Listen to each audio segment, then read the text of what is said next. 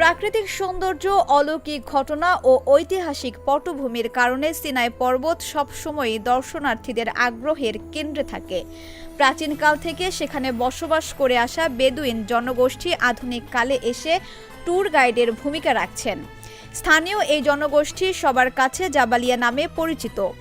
Sinai পর্বতে বিলাসবহুল mega resort বানানোর সরকারি উদ্যোগের প্রথম বলি হচ্ছেন পাহাড়ের এই মানুষেরা। প্রকল্পটি নিয়ে ইউনেস্কো উদ্বেগ জানিয়েছে। ইউনেস্কো বলছে, চারপাশের দুর্গম পাহাড় ও প্রাকৃতিক সৌন্দর্য এই ঐতিহাসিক জায়গাটির অন্যতম বৈশিষ্ট্য। এর মধ্য দিয়ে যে নির্জন পরিবেশ বিরাজ করে তা আধ্যাত্মিক ধ্যানের জন্য জরুরি।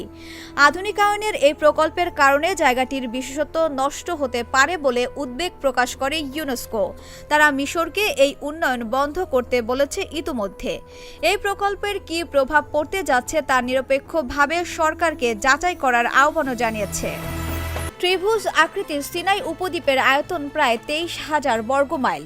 উত্তরে ভূমধ্যসাগর আর দক্ষিণে লোহিত সাগর নিয়ে গঠিত উপদ্বীপটি আফ্রিকা ও এশিয়ার মিলনস্থল। 1967 সালের আরব ইসরায়েল যুদ্ধে ইসরায়েল সিনাই উপদ্বীপ দখল করে নিয়েছিল।